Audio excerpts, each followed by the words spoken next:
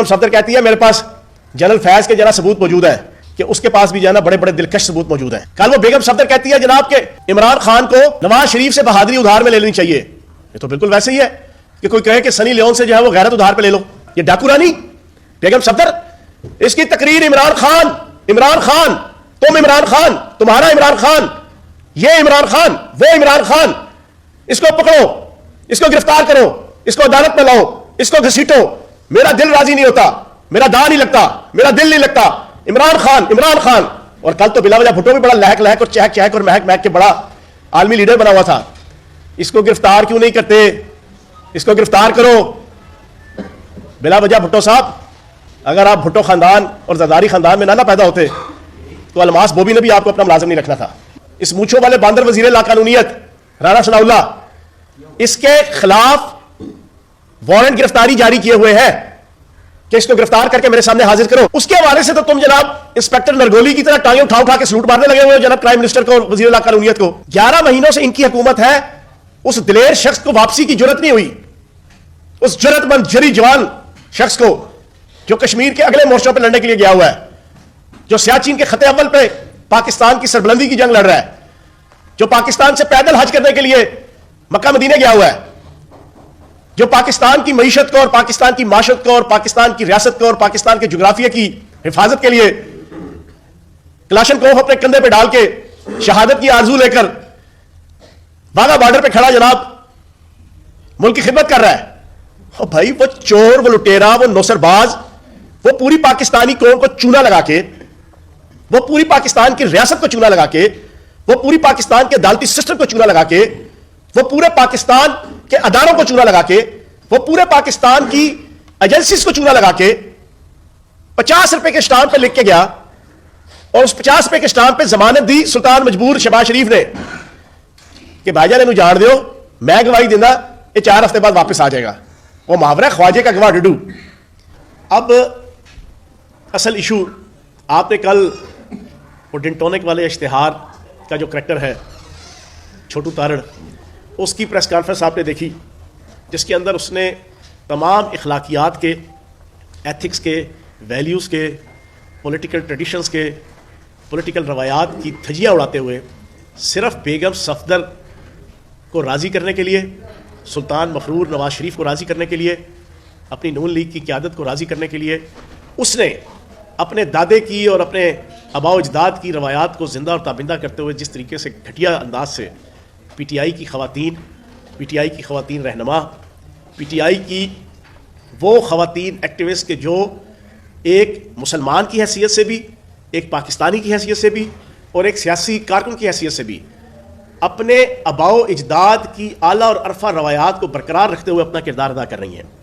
میں نے مسلمان کی حیثیت سے کہا تو بینگ اے مسلم اور بینگ اے کسی بھی مذہب سے تعلق ہو، لیکن میں بینگ اے مسلم جانتا ہوں کہ ہمارا نبی پاک صلی اللہ علیہ وآلہ وسلم کے اوپر ایمان ہے آخری نبی کے حوالے سے، اور نبی پاک صلی اللہ علیہ وسلم اللہ کے محبوب اور ہم ان کے امتی کی حیثیت سے ہمیں پتہ ہے کہ نبی پاک صلی اللہ علیہ وسلم کی تحریک سے لے کے مسلمانوں کے تمام غزوات سے لے کے مسلمانوں کی ساری جد و جہد پچھلے 1400 سال کی 1450 سال کی، اس میں خواتین کا ایک وائٹل رول ہوتا رہا ہے. صحابیات سے لے کے امت المومنین سے لے کے امہات المومنین سے لے کے اور آج تک پھر فاطمہ جناح، پھر اسی طریقے سے بے تحاشا ایگزامپلز ان 1450 سال میں ملیں گی کہ خواتین نے فرنٹ فٹ پہ آ کے اپنا کردار ادا کیا کہ جس کاز کو، جس کمٹمنٹ کو انہوں نے صالح جانا، صاف ستھرا جانا، نیک و پاک جانا، جس آئیڈیالوجی کو انہوں نے اللہ اور اس کے رسول، اپنے وطن، اپنی قوم، اپنے گروہ، اپنی سوسائٹی، اپنی پارٹی، اپنے معاشرے کے لیے اچھا اور بہتر جانا، اس کے لیے خواتین نے فرنٹ فٹ پہ آ کے اپنا کردار ادا کیا.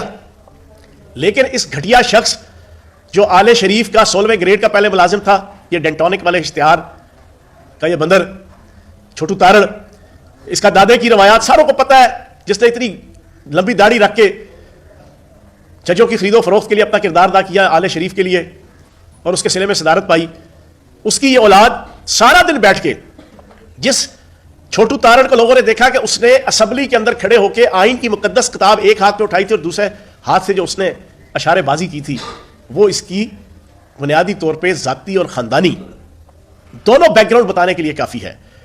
وہ بیٹھ کے پی ٹی آئی کی ان خواتین ایکٹیوسٹ کو اور قائدین کو اور رہنماؤں کو معاذ اللہ اتنا بد اخلاقی کے ساتھ ان کے اوپر الزام تراشی، ہرزہ سرائی، تشنام ترازی کرے.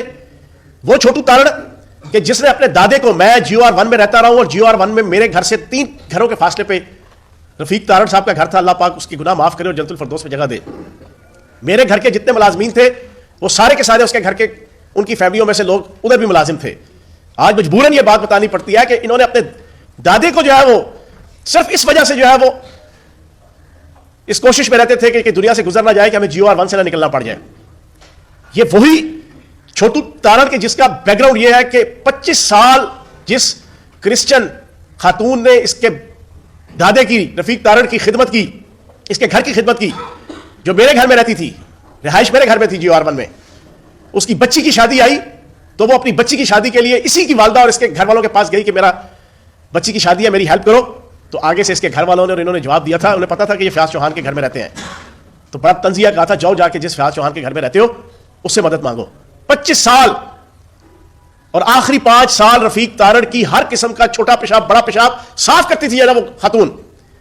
اس کی بچی کی شادی کے اوپر جو ہے نا جس گھٹیا قسم کا جواب اس کے خاندان نے دیا تھا اس چھوٹو تارڑ کے، پھر اللہ پاک کے کرم سے مجبوراً مجھے یہ بات کرنی پڑتی ہے کہ اس کرسچن لڑکی کی جہیز سے لے کے اس کی مہندی سے لے کے اس کی برات تک جس عالی شان طریقے سے فیاض چوہان نے GOR1 کے اندر منعقد کروایا تھا وہ بھی ساری دنیا نے دیکھی تھی. اس گھٹیا خاندان کے ساتھ تعلق رکھنے والا یہ فرد یہ ہر روز بیٹھ کے ابو داؤد کی شکل والا غرناطہ کا جو ابو داؤد تھا یہ اٹھ کے خواتین کے اوپر اس قسم کی ہرزہ سرائی کرے. گھٹیا انسان، گھٹیا شخص، گھٹیا خاندان سے تعلق رکھنے والا جس کا ایک ایکٹ جو ہے وہ قابل نفرت ہے.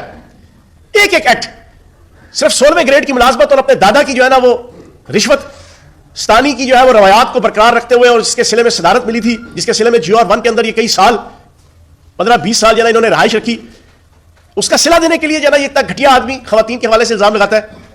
تو اس بے شرم آدمی کو ڈوب مر جانا چاہیے. اور اس گھٹیا شخص کو اس انداز سے آ کے کیا ان کی خواتین، یہ کہتا ہے خواتین کے پیچھے چھپتے ہیں. نون لیگ کی ترجمان کون ہے؟ وزیر اطلاعات کون ہے ان کی حکومت کی اور نون لیگ کی؟ مریم اورنگزیب ہے. ان کی صوبے کی جناب ترجمان کون ہے؟ عظمہ زاہد بخاری ہے. ان سے پوچھو یار تم خواتین کی آڑ میں چھپتے ہو کہ PTI چھپتی ہے آڑ میں؟ تم ان خواتین کو آگے رکھ کے دوسروں کی ماؤں بہنوں بیٹیوں کو اور دوسروں کے خاندانوں کے اوپر جھانکتے ہو کہ PTI جھانکتی ہے؟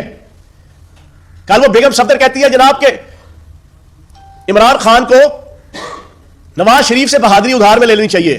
یہ تو بالکل ویسے ہی ہے کہ کوئی کہے کہ سنی لیون سے جو ہے وہ غیرت ادھار پہ لے لو، کوئی فرق نہیں ہے. شرم سے ڈوب مر جانا چاہیے. تیرا باپ سلطان مفرور 4 ہفتے کا کہہ کے 4 سال سے باہر سے نہیں آیا. 4 ہفتے کا کہہ کے 4 سال ہو گیا باہر سے نہیں آیا. جس نے اپنی بیٹی کو استعمال کیا پہلے اس کو بھیجا. 11 مہینوں سے ان کی حکومت ہے. اس دلیر شخص کو واپسی کی جرت نہیں ہوئی. اس جرت مند جری جوان شخص کو جو کشمیر کے اگلے مورچوں پہ لڑنے کے لیے گیا ہوا ہے، جو سیاچین کے خط اول پہ پاکستان کی سربلندی کی جنگ لڑ رہا ہے، جو پاکستان سے پیدل حج کرنے کے لیے مکہ مدینے گیا ہوا ہے، جو پاکستان کی معیشت کو اور پاکستان کی معاشرت کو اور پاکستان کی ریاست کو اور پاکستان کے جغرافیہ کی حفاظت کے لیے کلاشن کوف اپنے کندھے پہ ڈال کے شہادت کی آرزو لے کر واگا بارڈر پہ کھڑا جناب ملک کی خدمت کر رہا ہے. اور بھائی وہ چور، وہ لٹیرا، وہ نوسر باز، وہ پوری پاکستانی قوم کو چونا لگا کے، وہ پوری پاکستان کی ریاست کو چونا لگا کے، وہ پوری پاکستان کے عدالتی سسٹم کو چونا لگا کے، وہ پورے پاکستان کے اداروں کو چونا لگا کے، وہ پورے پاکستان کی ایجنسیز کو چونا لگا کے 50 روپے کے اسٹامپ پہ لکھ کے گیا اور اس 50 روپے کے اسٹامپ پہ ضمانت دی سلطان مجبور شہباز شریف نے کہ بھائی جان انہوں جان دیو میں گواہی دینا یہ 4 ہفتے بعد واپس آ جائے گا. وہ محاورہ خواجے کا گواہ ڈڈو، خواجے کا گواہ ڈڈو. گواہی کون دے رہا ہے؟ شہباز شریف. کس کی دے رہا ہے؟ نواز شریف. نہ وہ آیا اور اوپر سے جناب اس پاکستان کے عدالتی سسٹم سے لے کے اس پاکستان کے پولیٹیکل سسٹم کے اوپر رونے کو جی چاہتا ہے. دنیا کا کوئی عدالتی سسٹم نہیں ہے حضرت آدم علیہ السلام سے لے کے آج تک اور قیامت تک جہاں پر ضمانت دینے والا جس کی ضمانت دے وہ اس حلف پہ پورا نہ اترے تو جو ضامن ہوتا ہے اس کو قانون کی کڑکی کے اوپر لایا جاتا ہے، اس کے پھندے پہ لٹکایا جاتا ہے. اس ایب نارمل شخص شہباز شریف کو ضمانت کے ٹوٹنے کے بعد، اس حلف کے ٹوٹنے کے بعد 4 سال سے نواز شریف نہیں آیا, اس کو وزیر اعظم بنا دیا گیا ہے. اور بیٹی کہتی ہے ادھار لو بہادری کی نواز شریف سے, اور شرم سے ڈوب مرو. تمہیں تو جناب بہادری اور نواز شریف کا آپس میں میل ملاپ کرتے ہوئے بھی سوچنا چاہیے. اور میں اس پریس کانفرنس کے ذریعے سے عمران خان صاحب کی گرفتاری میں پوری پاکستانی قوم کے سامنے 21 فروری 2023 یہ جناب وارنٹ گرفتاری ہے. 21 فروری 2023, ابھی 15 دن بھی نہیں ہوئے, 20 دن بھی نہیں ہوئے. گجرات کے ایڈیشنل سیشن جج رانا زاہد صاحب ہے, انہوں نے اس مونچھوں والے باندر وزیر لاقانونیت رانا ثناء اللہ, اس کے خلاف وارنٹ گرفتاری جاری کیے ہوئے ہیں کہ اس کو گرفتار کر کے میرے سامنے حاضر کرو. پچھلے کئی دنوں سے اور کل جو عمران خان صاحب کی گرفتاری کا ڈرامہ رچایا گیا, میں پاکستان کی, پنجاب کی اور اسلام آباد کی پولیس سے کہ جو اس وقت امپورٹڈ حکمرانوں کرائم منسٹر شہباز شریف اور اس وزیر لاقانونیت رانا ثناء اللہ کتابیں ہیں, میں ان سے پوچھوں گا کہ عمران خان کی گرفتاری کے لیے تو تم بڑے پر تول رہے ہو, بڑے متحرک ہو, بڑے جذبے میں ہو, بڑے جوش میں ہو, بڑے ولولے میں ہو, تمہاری آنیاں جانیاں ہم دیکھ رہے ہیں. تو یہ جو ماں کا لاڈلا رانا ثناء اللہ ہے, جس کی جناب وارنٹ گرفتاری کے 15 دن پہلے کے جناب آرڈر ہوئے ہوئے ہیں, اس کے حوالے سے تو تم جناب انسپیکٹر نرگولی کی طرح ٹانگیں اٹھا کے سلوٹ مارنے لگے ہوئے ہو جناب کرائم منسٹر کو اور وزیر لاقانونیت کو. ادھر کیوں نہیں تم اپنی ایفیشنسی دکھا رہے, ادھر کیوں نہیں اپنی پرفارمنس دکھا رہے؟ یہ پوری دنیا کے سامنے اس وقت میں رکھ رہا ہوں. 21 فروری 2023 رانا زاہد ایڈیشنل سیشن جج گجرانوالہ گجرات, اس نے ڈی پی او گجرات کو وارنٹ جاری کیا ہوا جو میں نے آپ کے سامنے دکھایا ہے کہ اس وزیر لاقانونیت کو گرفتار کر کے میرے سامنے حاضر کرو. وہ تو دندناتا پھر رہا ہے, ادھر تو کوئی پولیس نہیں جاتی, عمران خان کی طرف بھاگے بھاگے آتے ہو. اور پھر یہ کہتے ہیں جناب ہر روز پریس کانفرنس, ساروں کو بخار ان کا دیکھیں. میں آج کی اس پریس کانفرنس کے ذریعے سے ایک چیلنج دے رہا ہوں پاکستان کے تجزیہ نگاروں کو, پاکستان کے اینکرز کو, اور پاکستان کے جرنلسٹ کو, اور پاکستان کے کالمسٹ کو, اور پاکستان کے درد رکھنے والے اہل صحافت کو, کہ آج میری پریس کانفرنس کے بعد اگلے 7 دن آپ نے انالیسس کرنا ہے عمران خان صاحب کی تقاریر کا اور بیگم صفدر کی تقاریر کا, بلا وجہ بھٹو کی تقاریر کا. آپ نے ان کا کمپیریزن کرنا ہے. عمران خان تقریر کرے گا, ان کی تقریر کا 95% حصہ ہوگا کہ ملک کے معاشی حالات کیا ہو گئے ہیں, اس کے فیکٹس اینڈ فگرز کیا ہیں, پہلے پاکستان کے معاشی حالات کیا تھے, مائکرو لیول کے انڈیکیٹر کیا تھے, میکرو لیول کے انڈیکیٹر کیا تھے, ایکسپورٹ لیول کیا تھا, امپورٹ لیول کیا تھا, ڈائریکٹ فارن انویسٹمنٹ کیا تھی, سیونگ کیا تھی, ایگریکلچر گروتھ ریٹ کیا تھا, G D P growth rate کیا تھا, انڈسٹریل گروتھ ریٹ کیا تھا, صحافت کے اندر ہمارا امیج کیا تھا, دنیا کی مختلف آرگنائزیشن یو این او سے لے کے مختلف آرگنائزیشن میں پاکستان کا امیج کیا تھا اور آج کیا ہے. اور کل اگر ہمارا جو مطالبہ ہے کہ جنرل الیکشن فوری طور پہ سارے کروائے جائیں, اگر وہ ہو جاتے ہیں تو پاکستان ان مسائل اور مصائب سے نکل کر کن کن معاشی حالات کا شکار ہو سکتا ہے, بہتری کی صورت بھی اور ورس صورت بھی. ایک پیور لیڈر کا جسچر ہوتا ہے عمران خان کی تقریر. دوسری طرف یہ ڈاکو رانی بیگم صفدر, اس کی تقریر عمران خان, عمران خان, تم عمران خان, تمہارا عمران خان, یہ عمران خان, وہ عمران خان, اس کو پکڑو, اس کو گرفتار کرو, اس کو عدالت میں لاؤ, اس کو گھسیٹو, میرا دل راضی نہیں ہوتا, میرا دا نہیں لگتا, میرا دل نہیں لگتا. عمران خان, عمران خان, صبح شام عمران خان. تجزیہ کریں گے میرے اس پریس کانفرنس کے بعد. 95% تقریر عمران خان کو دشنام ترازی کے اوپر ہوتی ہے, بلا وجہ بھٹو سے لے کے بیگم صفدر تک. اور کل تو بلا وجہ بھٹو بھی بڑا لہک لہک اور چہک چہک اور مہک مہک کے بڑا عالمی لیڈر بنا ہوا تھا. اس کو گرفتار کیوں نہیں کرتے, اس کو گرفتار کرو. بلا وجہ بھٹو صاحب, اگر آپ بھٹو خاندان اور زرداری خاندان میں نہ پیدا ہوتے تو الماس بوبی نے بھی آپ کو اپنا ملازم نہیں رکھنا تھا. یہ بھی سن لیں, تمہاری اتنی اوقات ہے, تمہاری خوش قسمتی ہے کہ تم اس خاندان میں پیدا ہو گئے ہو, ورنہ جو ٹیکنیکل فالٹ تمہارے اندر ہے نا, الماس بوبی نے بھی تمہیں جناب اپنا ملازم نہیں رکھنا تھا. یہ باتیں کرنا چھوڑو, پرفارمنس کی طرف توجہ دو. پاکستان ڈوب گیا, پاکستان کی معیشت ڈوب گئی, پاکستان کا زر مبادلہ کے ذخائر ڈوب گئے, پاکستان کی عوام 40% مہنگائی کا شکار ہو گئی. آئی ایم ایف سے 1 ارب 20 کروڑ ڈالر لینے کے لیے پاکستان کی تمام جغرافیائی اور سالمیت سے متعلقہ جو جو ایشوز تھے اس کے اوپر تم نے آئی ایم ایف کی شرائط مان لی, اور وہ شرائط ابھی تک تم پوری پاکستانی قوم اور قومی اسمبلی اور سینٹ میں نہیں رکھ رہے. تم نے سب کچھ تباہ کر دیا, اور باتیں تم بڑی بلا وجہ پھٹو تم آ کے کرتے ہو, بڑی بڑی درس دیتے ہو عمران خان کو بہادری کی اور غیرت کی. تمہارے اندر غیرت ہو تو تم اپنی ماں کے قاتلوں کو تو کم از کم گرفتار کروا لو. اب تو تمہارا اقتدار آ گیا ہے, پہلے بھی تمہارا اقتدار رہا ہے 5 سال. تو میں اپنی تقریر کے اختتام اور اپنی پریس کانفرنس کے اختتام پر, عمران خان صاحب نہ گرفتاری سے ڈرتے, مسلسل ریگولر پچھلے 11 مہینوں سے 74 سے زائد کیسز میں پیشیاں بھگت رہے ہیں. اگر سلطان مفرور 4 ہفتے کا کہہ کے 4 سال سے واپس نہیں آیا, اور جس نے اس کو بھیجا تھا 50 روپے کے اسٹامپ پہ ضمانت دے کے, اگر وہ گرفتار نہیں ہوتا, اگر وہ وزیر اعظم بن جاتا ہے, تو پھر عمران خان کو گرفتار کرنے کا کوئی رائٹ حاصل نہیں ہے, کوئی رائٹ حاصل نہیں ہے کسی کو. اگر رانا ثناء اللہ کو ایڈیشنل سیشن جج کی جناب وارنٹ گرفتاری کے اوپر ابھی تک گرفتار کرنے کے لیے کوئی ایکٹیویٹی نہیں ہوئی, تو پھر عمران خان کو بھی گرفتار کرنے کا کوئی رائٹ نہیں ہے. قانون سب کے لیے یکساں ہونا چاہیے.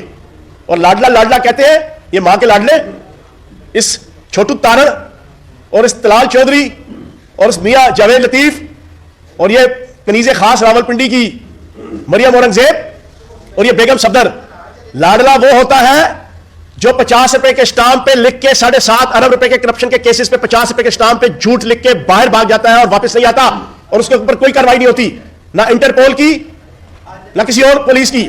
لاڈلا وہ ہوتا ہے جو سزا یافتہ ہونے کے باوجود بیگم صفدر کی طرح ضمانت پہ باہر ہو کے پاکستان کی فوج کو, ایجنسیز کو, اداروں کو, عدالتوں کو سارا دن دشنام ترازی کرتی رہی تھی اور کرتی رہتی تھی. لاڈلا وہ ہوتا ہے, لاڈلا وہ کیپٹن سائی صفدر ہوتا ہے کہ جو سزا یافتہ ہونے کے باوجود ضمانت پہ باہر آ کے سارا دن عدالتوں اداروں کو جو ہے وہ گالی گلوچ کرتا تھا. اور لاڈلا وہ ہوتا ہے کہ جو ضمانت دیتا ہے ایک مفرور کی اور مفرور واپس نہیں آتا, اس کو وزیر اعظم بنا دیا جاتا ہے. لاڈلا وہ ہوتا ہے کہ جو 16 ارب کی کرپشن کے اندر ہوتا ہے, لیکن جس دن اس کے اوپر فرد جرم عائد ہوتا ہے ہونی چاہیے, اس دن وہ وزیر اعظم اور وزیر اعلیٰ کی صورت میں حلف اٹھا رہا ہوتا ہے. تو یہ بھائی جان لاڈلے ہوتے ہیں, آپ کی اطلاع کے لیے عرض ہے.